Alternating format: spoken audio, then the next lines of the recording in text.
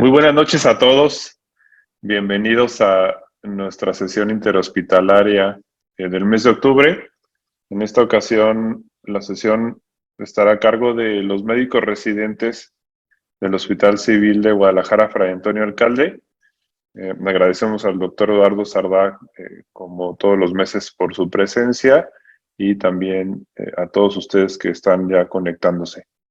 Entonces, bueno, comenzamos con esta sesión. Adelante, doctoras. Gracias. Bueno, buenas noches a todos. Les damos la bienvenida a la 10ª sesión interhospitalaria. Esta noche, pues el anfitrión, como ya se mencionó, es el Hospital Civil de Guadalajara, Fray Antonio Alcalde, y vamos a presentar el caso la doctora Mitzi Mariela Uribe Ortiz y yo, la doctora Daniela Velázquez Alfaro.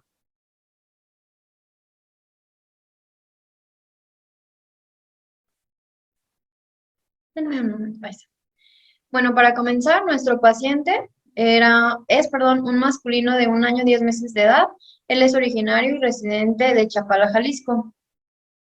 Entre sus antecedentes personales no patológicos, cuenta con un esquema de vacunación completo para la edad, una vivienda con todos los servicios y niega alergias, zoonosis, biomasa y tabaquismo pasivo. Entre sus antecedentes perinatales de importancia, él tuvo un nacimiento de término a las 40 semanas de gestación calculadas por Capurro, vía vaginal.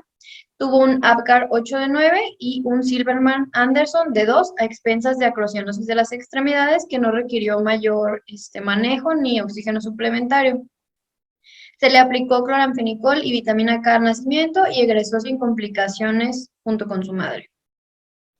Dentro de sus antecedentes de crecimiento y desarrollo, sus hitos del desarrollo normal, corre y sube escalones alternando los pies. Dentro de sus personales patológicos, se interrogó a la mamá, quien dice que cirugías, hospitalizaciones, transfusiones y interrogado y negado. Dentro de sus heredofamiliares, su madre de 22 años, escolaridad secundaria, es ama de casa, se considera sana, toxicomanías negadas. Padre de 26 años, escolaridad primaria, dedicada a la construcción, toxicomanías negadas, se considera sano. El único antecedente de importancia, su abuela paterna, asmática. El motivo de consulta de nuestro paciente fue otorragia derecha. Respecto al principio de evolución del padecimiento actual, nuestro paciente inicia en marzo de este año con una caída desde su propia altura, con posterior formación de un hematoma auricular derecho. Es llevado al médico donde diagnostican un traumatismo craneoencefálico leve y dan tratamiento analgésico. En junio de este mismo año presenta otorragia derecha, por lo que su madre decide llevarlo nuevamente al médico, quien le realiza un lavado óptico. Este médico no identifica lesiones dentro del oído, pero palpa una adenopatía cervical derecha, por lo que decide derivarlo con un otorrino. En julio del 2022, la madre lo lleva con un otorrino, quien solicita una tomografía de oído al observar la otorragia intermitente del lado derecho. Al tener ya el estudio de imagen, este médico observa una lesión expansiva en el hueso temporal del lado derecho, por lo que decide derivarlo a nuestro nosocomio. Sin embargo, no es hasta septiembre de este mismo año que el paciente llega a urgencias pediatría de nuestro hospital por presentar otorragia derecha y aumento de volumen temporal ipsilateral. Dentro de la exploración física del paciente a su ingreso, era un paciente activo con asimetría facial derecha a expensas de aumento de volumen de la zona temporal y cigomática de ese mismo lado, pero conservaba una función facial normal, clasificada como 1 en la escala de Haus-Brackmann. El pabellón auricular derecho no tenía evidencia de lesión o edema. En la primera foto vemos la otorragia derecha franca, se aspira visualizando un tumor, apariencia rosada, no vascularizado, que protruye a través del conducto auditivo externo que ocupa toda la totalidad del mismo y pues bueno, impedía ver la membrana timpánica. Se palpa el cuello, lo que pareciese un conglomerado ganglionar a nivel 2B, 3 y 4, de 2 a 4 centímetros. La consistencia era blanda, aulada, no adheridos a planos profundos, no hipertérmicos, no dolorosos. Y cabe resaltar un borde hepático por debajo del reborde costal de 2.5 centímetros. Le hicimos exámenes de laboratorio el 10 de septiembre, donde resalta una anemia leve y microcítica hipocrómica, una trombocitosis, unos leucocitos al límite superior y una hiperfosfatemia y niveles altos de fosfatasa alcalina. De acuerdo a esto, ¿cuál sería su siguiente paso en el abordaje diagnóstico?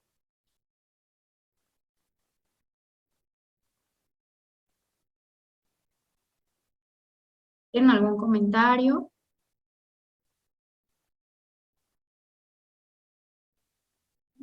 Bueno, bueno, nosotros decidimos ver la tomografía con el que el paciente ya contaba, donde a continuación vamos a ver esta tomografía simple de oídos, que fue la que le solicitaron a nuestro paciente. La vamos a ver de caudal acefálico en cortes axiales, donde vemos este tumor en mi cuello derecho, de bordes regulares, de contenido isodenso a tejidos blandos por debajo del hioides, adyacente a la laringe, donde en este otro corte vemos este tumor con estas mismas características que acompaña al cóndilo mandibular sin involucro del mismo. Pasamos a esta otra imagen, donde vemos el tumor en sentido posterior al cuerpo de la mandíbula, donde de igual manera se ve respetado. Y ya en este otro corte vemos este tumor, no sé si vean mi cursor, pero es al final del cóndilo mandibular, donde en su parte más distal se ve que está erosionado junto a la parte del ala del esfenoide, se ve como tiene datos de remodelamiento óseo a esta área. Vemos pues en este otro corte el aumento de volumen derecho dependiente de tejidos blandos desde el zigoma hasta la parte temporal.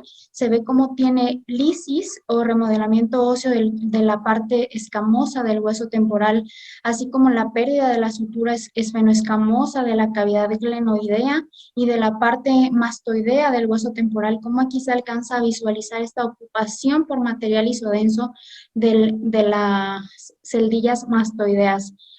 En este otro corte se continúa viendo la lisis ósea de las estructuras de la parte escamosa del hueso temporal, como esta masa dependiente totalmente de tejidos blandos destruye o realiza lisis de la parte mastoidea, como el escutum está totalmente erosionado con esta ocupación por material isodenso que rodea toda la cadena osicular, todo el espacio de Prusak. Se ve aquí el modiolo, la cápsula óptica y un poquito de la ventana redonda que está pues respetado, ¿no? Es lo único que está respetado porque vemos aquí ya las celdillas mastoideas de igualmente ocupadas. En este otro corte se continúa viendo la ocupación total del oído medio. Aquí se ve un poco ya del ladito adantrum ocupado de igual manera por este material isodenso. Y la lisis pues de la porción escamosa y mastoidea del hueso temporal, ¿no? Este otro corte se continúa viendo la lisis, ya esto a nivel del canal semicircular superior. Aquí vemos su limbo anterior y posterior, ¿no? Ya estos son los últimos cortes donde vemos que el tumor es totalmente extraxial, ¿no? No se ve involucro ya de la dura o de partes axiales. Quisimos resaltar estas imágenes en cortes coronales donde pareciera que tuviera un defecto o lisis de la base del cráneo, esto a nivel de las apófisis pterigoides, como se alcanza a ver este aumento de volumen en comparación del contralateral. Y si vemos ya en este otro corte, vemos dónde se continúa viendo este defecto, esto a nivel del cuerpo mandibular, donde se ve que erosiona el cóndilo mandibular de este lado y pues alcanzamos a visualizar este defecto amplio, ¿no? Aunque no se alcanza a limitar si afectan o no las estructuras axiales o involucro de la dura. Para finalizar con este corte coronal, vemos y confirmamos que se trata de un tumor que se origina en la cadena ganglionar yugular del lado derecho, ¿no? Que tiene un aparente vector de crecimiento cefálico que involucra el oído medio externo y que genera además datos de osteolisis que veíamos en cortes previos, que respeta únicamente la cápsula óptica y que se lleva pues al oído medio y externo. De acuerdo a esto, ¿ustedes ya tuvieran un diagnóstico presuntivo?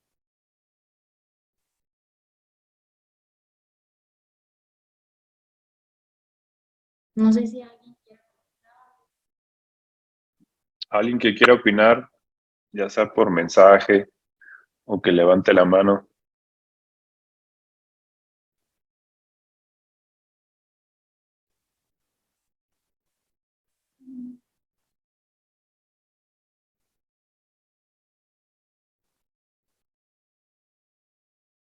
Bueno, pues parece que no. Hoy están muy calladitos. Vamos a continuar entonces.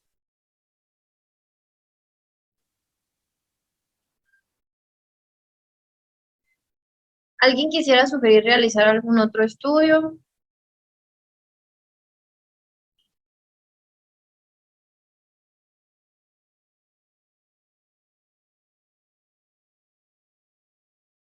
Bueno, nosotros decidimos realizar una resonancia magnética contrastada con gadolínio para poder caracterizar el tipo de lesión y sobre todo al estar pensando en una lesión de tejidos blandos, pues realmente poder evaluar la extensión de la misma y pues la vamos a comenzar a ver. Primero tenemos cortes axiales tanto en T1 como en T2 sin contraste y sin supresión grasa. Vamos a ir valorando la resonancia magnética en sentido caudal acefálico. Primero, del lado izquierdo de la pantalla tenemos entonces a T1, donde observamos el nivel del piso de la boca, que es el corte más bajo que teníamos en T1, y notamos pues que hay un conglomerado ganglionar en la zona temporal del lado derecho, que aparentemente está pues bien delimitada, tiene características tanto iso como hiperintensas, se ve pues heterogénea, bien circunscrita con sus bordes, como les decía, regulares y que compromete pues toda esta región en sentido anteroposterior, desde el cóndilo mandibular hasta la parte aparentemente cervical posterior. En T2 observamos esta misma lesión, igual de características heterogéneas, con zonas tanto hiperintensas como otras hipointensas, con algunos ganglios dentro de la lesión y que involucra también el espacio parafaringio del lado derecho. Aquí observamos en T1 la lesión meramente isointensa. Empezamos a observar también la mastoides de ese mismo lado con ocupación que resalta isointensa tejidos blandos, que cuando la observamos en T2 nos damos cuenta que es hiperintensa y que podría corresponder a que está ocupada por líquido como tal.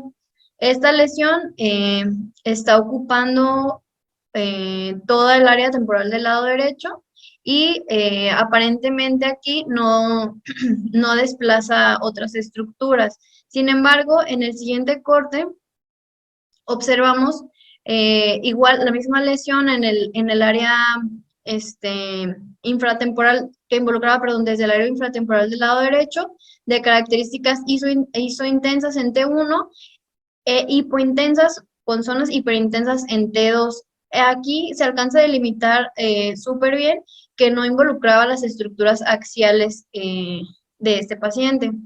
Y pues todo el involucro tanto del canal auditivo externo como de la zona mastoidea. Este es el último corte donde se alcanzaba a observar la lesión. Igualmente en T1 de característica isointensa y en T2 hipointensas. Pero aparentemente solamente rechazaba las estructuras, pero no las invadía. Bueno. Y en estos cortes coronales, igualmente en T1 y T2, sin contraste y sin supresión grasa, observamos todo el conglomerado ganglionar que se extiende desde la zona 3 del cuello, por debajo del músculo esternocleidomastoideo, hasta la base de cráneo de este mismo lado. También llama la atención que los ganglios eran bilaterales, sin embargo, durante la exploración física eso no se evidenció. Igualmente en T2, pues las características heterogéneas de esa misma lesión con aparente compromiso óseo, sin embargo, sin involucro del sistema axial. Y por último, en esta lo que queríamos resaltar era que el oído interno estaba totalmente respetado y la lesión o el tumor se encontraba por fuera del sistema nervioso central, con un compromiso de ganglios tanto bilaterales que se extienden hacia posterior, pero que sin embargo no involucran los músculos largos de la cabeza ni el esplenio. En estos cortes de resonancia lo que vamos a ver es un T1 contrastado con supresión grasa en cortes axiales.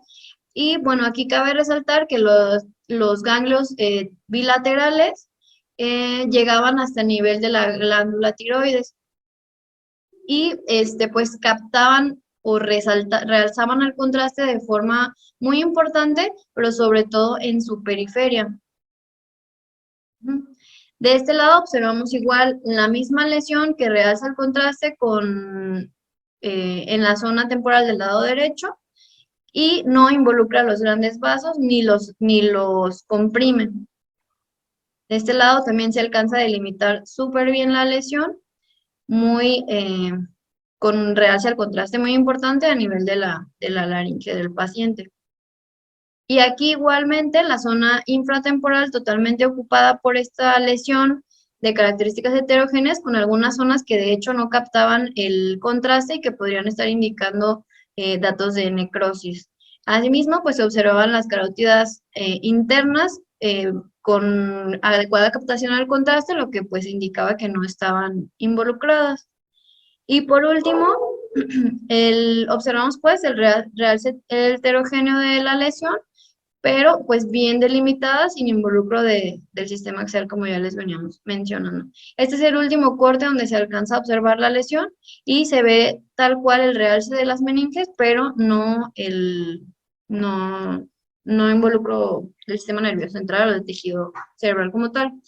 Y en este corte, en T1 coronal contrastado con supresión grasa, se observa como tal el crecimiento aparentemente de caudal acefálico de esta lesión desde la zona 3 del cuello hasta la base del cráneo, con la captación tan importante del contraste de esta lesión, de este tumor. Hasta aquí quisieran hacer algún comentario o quisieran sugerir algo, o que nos regresemos o alguna cosa.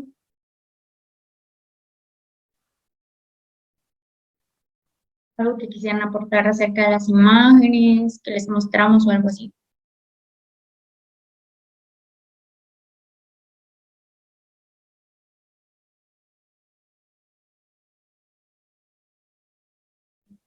Bueno, parece que no sé si, doctor Sardá, usted quiera comentar algo acerca de la tomografía o de la resonancia.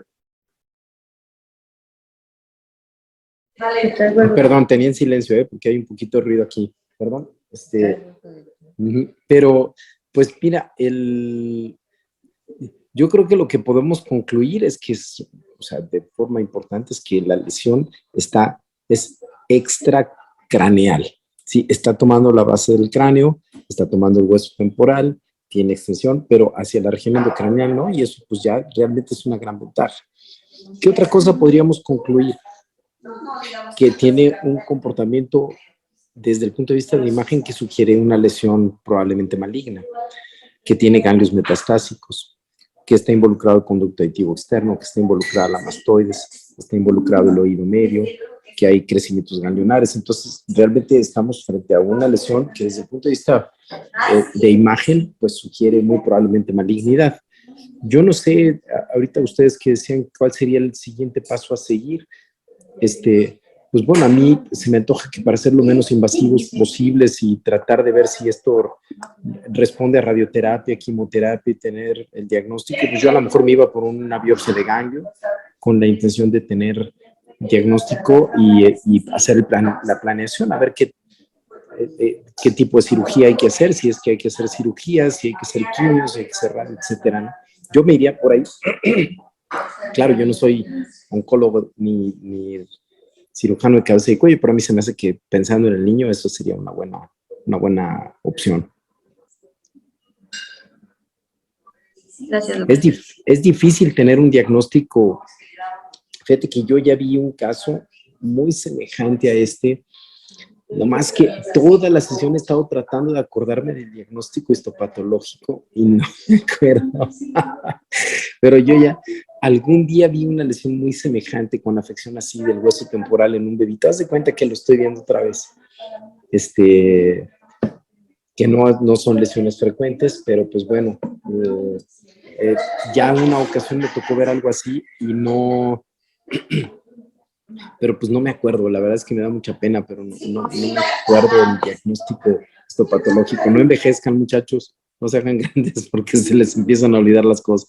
Pero sí, yo ahorita creo que una forma pertinente con el bebito para no tener que agredir tanto ni una cirugía tan extensa, yo iría por una biopsia, muy probablemente de ganglio.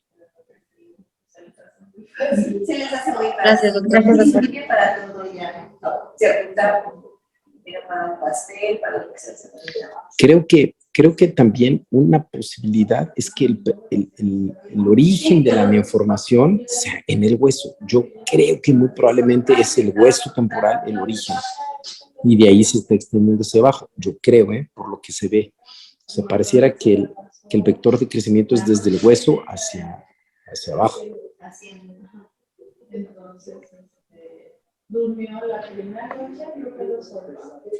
Y más que todavía en el duelo de... Sí, todavía de...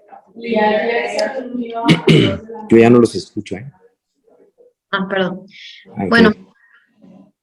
Mira, Debido- transcanal también. Debido a que la lesión se encontraba pues muy accesible y a que podíamos tomar la biopsia de la lesión que se protruía a través del conducto auditivo externo en el área de procedimientos de nuestro hospital, pues decidimos hacerlo así. Sin embargo, el resultado histopatológico reveló que esta lesión se trataba de tejido conectivo fibrocolágeno con fragmentos de epitelio estratificado bien diferenciado, con abundantes escamas de queratina, así como un denso infiltrado de leucocitos mononucleares. Lo que concluyó el patólogo en esta ocasión era que se trataba de un colesteatoma de conducto auditivo externo. Sin embargo, nosotros no estuvimos de acuerdo con el resultado debido a pues la extensión de la lesión, el tiempo de progresión de la misma y las características en los estudios de imagen. La verdad es que no lo pusimos, pero el paciente sí contaba con una resonancia magnética con difusión y esta lesión no restringía como tal, entonces lo descartamos y decidimos solicitarle una biopsia, tanto Trucut como por aguja fina, guiada por ultrasonido del ganglio cervical más grande que tenía el paciente del lado derecho. En el reporte histopatológico se evidenció abundantes células semejantes a histiocitos con núcleos irregulares, con nucleolos pequeños alargados, citoplasma eosinófilo. Se observaban también, células gigantes multinucleadas y un estroma con abundantes vasos sanguíneos que se exhibían congestivos y con áreas focales de hemorragia. Por lo que se concluyó, según este patólogo, que se trataba de elementos histológicos compatibles con una histocitosis de células de Langerhans, lo que pues era más compatible con la clínica de nuestro paciente. Entonces, la impresión diagnóstica fue una histocitosis de células de Langerhans. Bueno, se interconsultó a oncomatología pediátrica, donde ellos solicitaron una biopsia de médula ósea bilateral, se extendió la tomografía a tórax y abdomen y realizaron un gamagrama óseo. Para el 21 de septiembre iniciaron prednisona a 20 miligramos día. Este fue el gamagrama óseo que se le realizó al bebé, donde se observó un aumento de concentración del radiofármaco a nivel de manera simétrica a nivel de hombros, de articulaciones coxofemorales, de rodillas, articulaciones tibioperoneas, tarsianas, muñecas, o sea, normal para la edad. Se inició protocolo de acuerdo a la histocitosis de células de Langerhans tipo 3 y para el 27 de septiembre, es decir, una semana después, ya tenía una reducción de las adenomegalias a 1 centímetro con prednisona 20 miligramos día y vinblastina 2.8 miligramos. La impresión diagnóstica final fue una histocitosis de células de Langerhans multisistémica con afectación a sitio especial.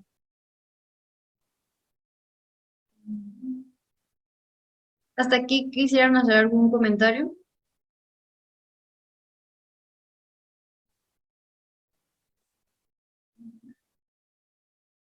Si no hay comentarios, vamos a pasar a la revisión de la bibliografía. Pues bueno, vamos a iniciar con la histocitosis de células de Langerhans. Vamos a ver que esto es un trastorno histolítico más común. Este se caracteriza por una función aberrante del sistema fagocítico mononuclear. Surge en cualquier órgano, aunque tiene afinidad por hueso, piel, pulmón, incluso hasta hipófisis. Dentro de su incidencia anual es de 4.6 casos por millón. Tiene una relación hombre-mujer de 2:1, es mayor en hispanos, encontrándose de forma rara en razas africanas. El 90% son menores de 15 años. La enfermedad se presenta de manera unifocal hasta en un 70%, sobre todo en niños de 5 a 15 años, multifocal en un 20% de niños 1 a 5 años y de alto riesgo solamente un 10% en niños de 0 a 2 años. Hace 20 años, este autor llamado Arcesi y sus colaboradores especularon esta pregunta de que si se trataba de un trastorno autoinmune o neoplásico, esto debido a su enfoque inmunoquimioterapéutico de vinblastina prednisona, lo que sigue siendo el tratamiento de primera línea. Estos se basaron en definirlo como una neoplasia amiloide gracias a que encontraron mutaciones en esta proteína quinasa de activación mitogénica en las células precursoras mieloides, donde esta proteína se vio pues involucrada, que ocasiona diferentes tipos de disregulación en la oncogénesis en diferentes patologías, incluyendo la histocitosis de células de Langerhans. Hablando un poquito de historia, a principios del siglo XX surgieron las primeras descripciones de estas dos enfermedades de Hans Schüller-Christian y de enfermedad de Lerner-Seward. Se hicieron descripciones, informes, series de casos donde estos concluyeron que eran enfermedades multisistémicas fatales que afectaban sobre todo a población pediátrica, donde a mediados de 1990 llega Farber y Lichtenstein, donde hicieron biopsias de estas dos enfermedades y las definieron como un cuadro clínico indistinguible. Para 2 décadas más tarde, gracias a la microscopía electrónica, Neselov y colaboradores descubren el gránulo de Birbeck y se propone el nombre de histocitosis X y posteriormente se pasa a llamar histocitosis de células de Langerhans. Y para 2010, Badalian y sus colaboradores descubren histocitos patológicos que se asociaban a CD1 y CD207 y que estos portaban el oncogen BRAF hasta en un 57%. Y pues bueno, durante el siglo XIX llega este estudiante de medicina muy reconocido llamado Paul Langerhans, donde hace técnicas en tinciones de coloides de oro, descubre para 1868 una población de células epidérmicas que representaba el 1% de ellas y las describió como nervios cutáneos. Actualmente sabemos que no se tratan de nervios cutáneos, sino de células dendríticas y que estas pertenecen pues a un grupo de células hematopoyéticas. Y para 1970 llega Steadman y Cohn, donde distinguen estas células dendríticas de los macrófagos. Quisimos poner esta imagen donde demostramos la oncogenia de las células dendríticas y de las células de Langerhans, donde en condiciones normales estas van a surgir a partir del saco vitelino o de células fetales, monocitos hepáticos fetales más que nada, donde estas se van a sembrar en la epidermis y en condiciones de inflamación o de lesión, estos monocitos derivados de la médula ósea van a activarse con este gen reactivador y apoyándose en las células T, donde finalmente estas se van a eliminar por apoptosis.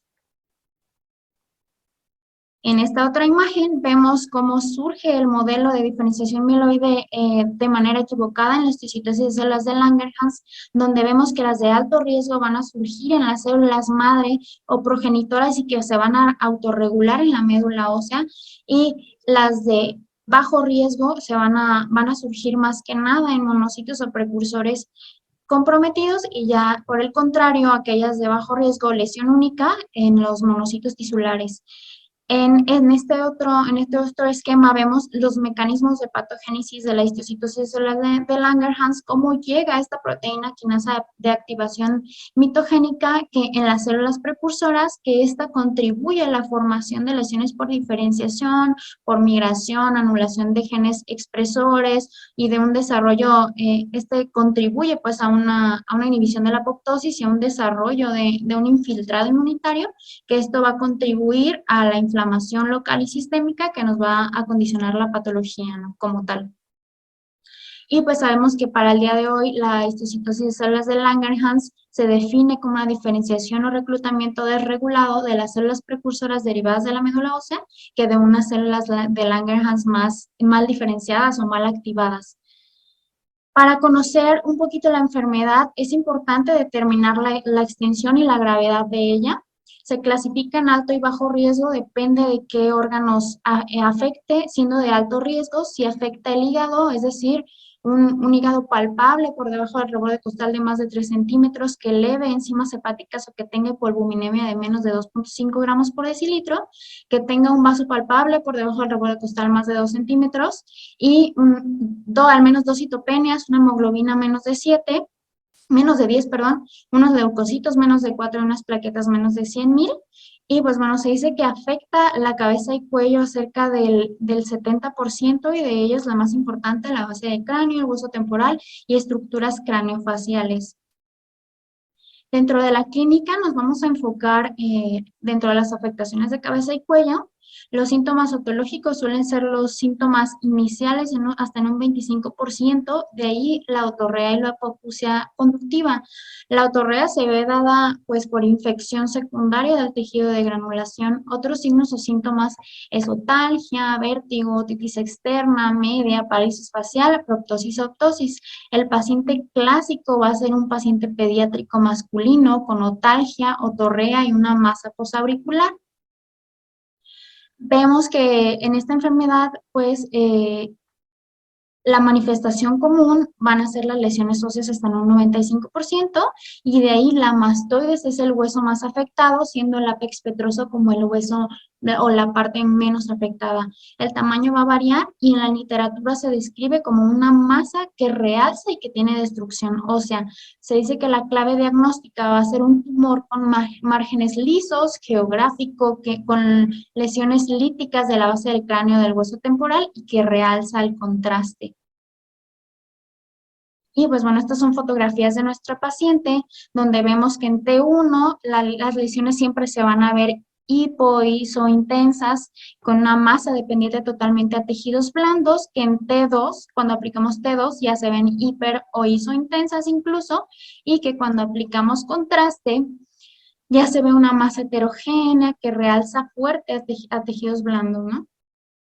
Y pues bueno, ya la recomendación es, como siempre, la tomografía para hueso, para delimitar o no si envuelve envuelve o no la base del cráneo, y la resonancia con gadolínio, pues es el mejor para evaluar tejidos blandos o si involucra o no de manera intracraneal. Esta es otra imagen que se presenta ya en la literatura descrita, donde vemos cómo el proceso mastoideo está ocupado en su parte posterior, que desplaza el segno sigmoides, y que cuando aplicamos T1 contrastado con supresión grasa, esta lesión se delimita totalmente y se ve como envuelve un poco la dura, ¿no? Pero este realce importante y esta masa de contenido heterogéneo.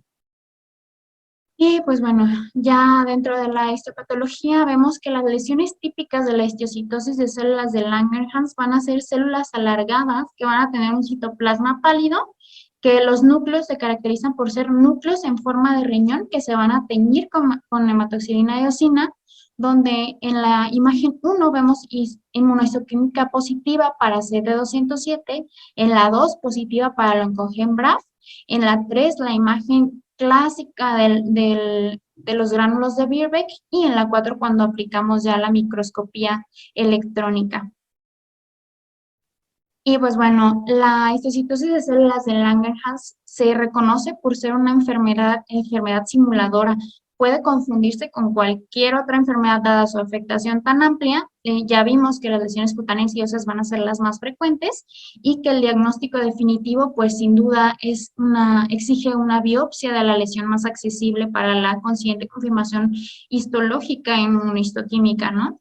Que sus marcadores específicos va a ser CD1A y CD207, donde también son expresados por otros precursores, pues es importante correlacionar con la clínica.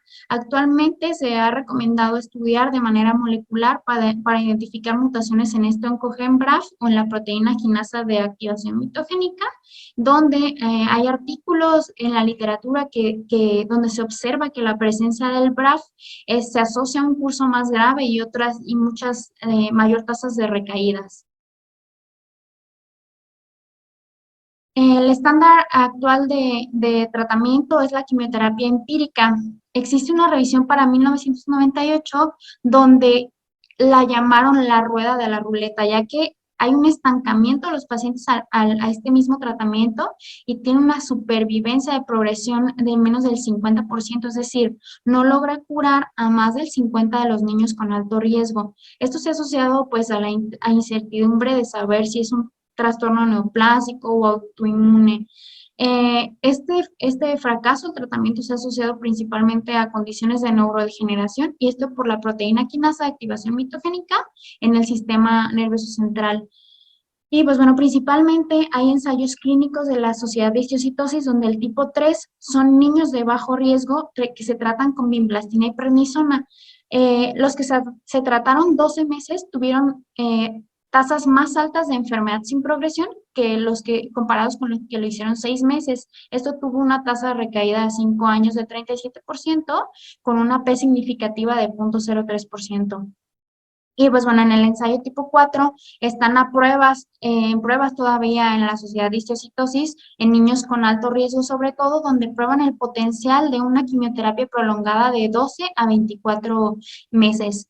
Y pues bueno, ya para falla el tratamiento al mismo se utilizan principalmente análogos de nucleócidos, trasplante de células hematopoyéticas, incluso citarabina. Y pues bueno, actualmente también se están investigando terapias dirigidas a la migración o a la supervivencia de las células dendríticas. No sé si aquí tengan alguna duda, algún comentario. Bueno, en cuanto a los diagnósticos diferenciales, vamos a ser muy breves, pero decidimos incluir al rhabdomyosarcoma como nuestro diagnóstico diferencial principal y secundarios la otomastitis aguda coalescente y el colestetoma adquirido, sobre todo por la resultado histopatológico que obtuvimos en nuestra primera biopsia. Para comenzar, el rhabdomyosarcoma se conoce que es el sarcoma de tejidos blandos más común en pacientes pediátricos. Hasta el 70% de los pacientes son menores de 10 años y tiene un pico de incidencia máxima de los 3 a los 5 años. Este tumor es dependiente de células mesenquimatosas primitivas embrionarias de músculo estriado pues mal diferenciado. Respecto a los sitios primarios del desarrollo del rhabdomyosarcoma, se conocen 3 en cabeza y cuello, que son el sitio orbitario, parameningio y no parameningio y no orbitario. El 30% de este tipo de tumores se presentan en cabeza y cuello y se conocen como favorables o no favorables según el sitio anatómico. En el caso de los no favorables, se incluyen los parameningios, que representa hasta el 16% de los casos, e incluye los senos paranasales, la cavidad nasal, la nasofaringe, base de cráneo, mastoides, oído medio y las fosas infratemporal y pterigopalatina. En el caso de mastoides y oído medio solamente representan el 5% de los casos, pero a pesar de que son tumores raros, es el tumor maligno más común de oído en la edad pediátrica. El cuadro clínico del rhabdomyosarcoma va a depender del sitio de afectación y del tamaño de la lesión. En el caso de la afección orbitaria, pues el paciente puede presentar proptosis, limitación de los movimientos extraoculares, estrabismo y disminución de la agudeza visual. En el caso de afectación nasal, puede tener epistaxis, obstrucción nasal, anosmia y sinusitis. En el caso de afección al sistema nervioso central, se presenta con cefalea o parálisis facial o alteraciones endocrinas y metabólicas. Y clasificado en otros apartados, se puede observar simplemente una masa palpable unilateral indolora con la presencia de otorragia y el involucro de parálisis de nervios craneales. Esta enfermedad tiene una diseminación tanto linfática como hematógena. Los estudios de imagen, que fue la principal razón para nosotros tomarlo como diagnóstico diferencial principal, es que en T1 este tipo de lesiones se observan isointensas, bien delimitadas, lo que pues coincidía con nuestro paciente. En el caso de T1 con contraste y supresión grasa, se observan lesiones que son hiperintensas y lo que ayuda pues a delimitar sobre todo los límites quirúrgicos en caso de que el paciente lo requiera. Y en la última imagen tenemos un T2 donde la lesión se ve hiperintensa y pues se parece mucho a lo que observamos en nuestro paciente con histiocitosis. La tomografía como tal, su utilidad principal es para evidenciar la erosión ósea. En este caso, este paciente contaba o tenía pues una lesión que protruía también a través del conducto auditivo externo y que al realizarle una tomografía simple de cráneo observaron esta lisis tan importante ósea con compromiso de la mastoides, el tegmen timpánico y el golfo de la yugular, perdón. En cuanto a la histología y toma de biopsia de este padecimiento, se dice que se prefiere una toma de biopsia de un sitio abierto y se divide principalmente en tipos embrionario y alveolar. El embrionario pues se caracteriza por tener células pequeñas azules y el embrionario por tener una composición tal cual, perdón, el alveolar, una composición alveolar. En este caso, el embrionario tiene un mejor pronóstico de sobrevida a 5 años, de 80% contra 52% del tipo alveolar. Y esta patología tiene una inmunohistoquímica positiva para miogenina y para desmina. El otro diagnóstico diferencial que quisimos incluir, también por las características de imagen, fue la automastoiditis aguda coalescente. Esta pues es un proceso agudo infeccioso de la mastoides que ocasiona desmineralización y resorción ósea. En esta, pues, el cuadro clínico principal suelen ser pacientes pediátricos con notalgia de semanas de evolución asociado a fiebre, otorrea y edema postauricular. En la primera imagen de su izquierda tenemos una tomografía donde se observa pues una masa retroauricular compatible con un absceso que también presenta un absceso epidural y aparente no compromiso del seno sigmoides. En la imagen que sigue es el mismo paciente donde se observa la coalescencia tal cual de la trabécula de las células mastoideas, una disminución de la cortical y una dehiscencia también de la placa mastoidea como tal. En la tercera imagen tenemos una resonancia magnética en T1 donde se observa un absceso periauricular con dehiscencia como tal de la mastoides y un realce de las meninges a este nivel. Y en la resonancia magnética con difusión se observa un absceso periauricular que restringe como tal. En este caso, pues, este padecimiento se trata con terapia antibiótica y es menos extensa las lesiones que en el caso de la histiocitosis. Es por eso que, pues, se descartó.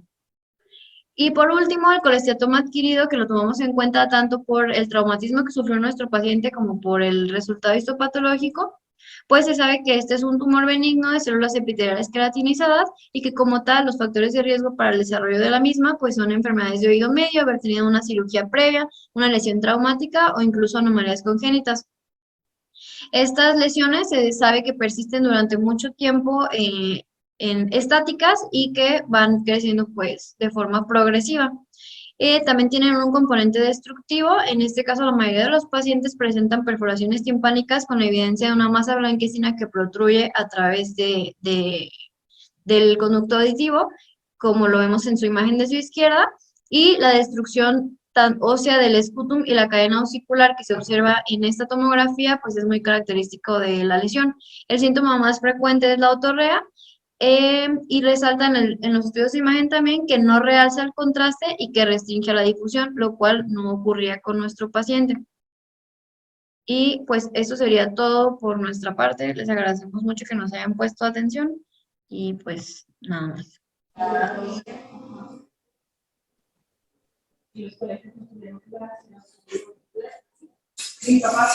Muy buen caso, ¿no? Ahora sí que, perdón, pero sí, como que sonaba rarísimo que nos dijeran que era un colesteatoma. Sí, yo creo que sí, como un análisis lógico, pues haber pensado en un rhabdomyosarcoma era una muy buena posibilidad por la frecuencia, como dicen. Pero fíjate que justo ahorita que dijeron el diagnóstico de histiocytosis, el otro caso que les digo que tuve era era también una histiocytosis, un caso, haz de cuenta, igualito. Ahora sí que me tocaron los dos casos que iba a haber en el millón de personas ahí de por mi barrio, ¿no? Ahora sí que dos casos de histiocytosis, por los que dicen 2 por millón, qué barbaridad. Y pero el caso pues está muy bonito y la verdad es que sí, me pareció muy interesante la discusión esa de que sí es realmente una neoplasia, no es una neoplasia, muy interesante. Y pues bueno, la frecuencia, el manejo, le fue bien al chaparrito. Me imagino que debe estar bastante mejor ahorita que lo que estaba antes, ¿no? ¿O cómo está ahorita? Sí, doctor, justo lo vimos la semana pasada y el paciente ya disminuyó el volumen de su carita, ya las adenomegalias están prácticamente, no se palpan. Sí, de hecho cuando vi las imágenes y lo del diagnóstico del colestatoma y la biopsia, creo que incluso a mí me tocó hacerle la biopsia y me acuerdo del chiquitín, le hicimos la biopsia con aguja de corte y y pues mira qué bueno, fíjate cómo con un procedimiento realmente de mínima invasión pudimos ayudarle tanto, ¿no? Eso está bien padre, en el sentido que le evitas algo pues que sea mutilante, una cirugía grande, que corre unos riesgos de lesionar nervios, de hacer comunicaciones, fístula, un montón de cosas con una biopsia percutánea. Realmente la biopsia percutánea es algo que hay que considerar en algunos casos, no en todos, pero en algunos como este que parece que resultó bastante bien. ¿No? Pero yo estoy enseñando inglés. Sí, está muy bien, muy bonito caso y qué bueno que el chiquitín va bien. Realmente eso es lo más importante. Pues muchas felicidades, doctoras. De igual forma, muy buen caso, bien llevado. También la revisión bastante clara. Pues aquí ya están recibiendo felicitaciones también en el chat, ahí las pueden leer. Y bueno, a todos, muchas gracias por conectarse. Al doctor Sardá, como siempre, gracias también por estar aquí con nosotros. Y nada más mencionarles que el próximo mes tenemos la sesión interhospitalaria a cargo de Centro Médico Nacional de Occidente, la cual será el miércoles 9 de noviembre. Entonces, por este medio nos vemos el próximo mes. Y buenas noches a todos. Que estén muy bien. Gracias. Cuídense, buenas noches. Gracias. Adiós. Bye.